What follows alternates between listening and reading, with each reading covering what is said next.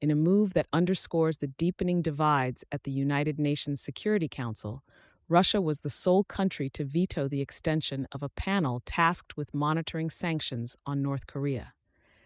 This decision coincides with accusations from the United States that North Korea has been supplying weapons to Russia for its ongoing conflict in Ukraine, an allegation both nations reject, despite avowing a strengthening of their military ties. Amidst global concern over nuclear proliferation, the panel was established as a crucial instrument to ensure compliance with the substantial UN sanctions aimed at curbing North Korea's nuclear ambitions.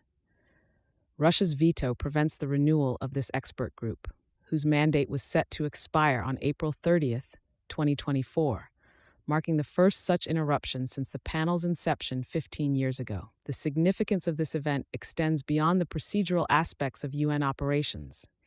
It signals Russia's readiness to isolate itself from the international consensus, as it was the only nation to dismiss the oversight mechanism, with permanent Security Council members like the UK, US, and France endorsing the panel's continuity. China, often allied with Russia in UN affairs, opted for neutrality by abstaining from the vote. At a time when global security is in a delicate balance, the UN's capacity to enforce its resolutions seems increasingly compromised. The panel had been responsible for investigating North Korean activities, including numerous suspected cyber attacks purported to fund its nuclear program, amassing a reported $3 billion, an assertion North Korea denies.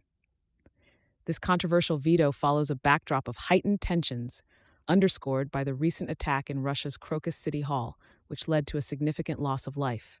Responses from international representatives reveal the extent of the discord.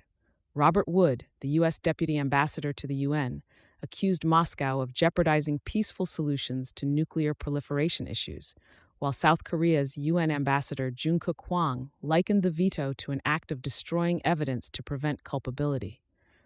Russia, through its UN Ambassador Vasily Nebenzia, criticized the panel's work as biased and accused Western nations of attempting to strangle North Korea, calling the sanctions irrelevant. Despite the veto, existing sanctions against North Korea remain intact.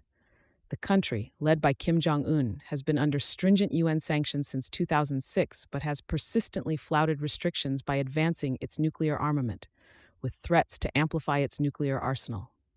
The international community's strategy regarding North Korea now faces a critical juncture. With the monitoring panel's future uncertain and geopolitical rifts widening, collaborative efforts to denuclearize the Korean peninsula are facing serious setbacks.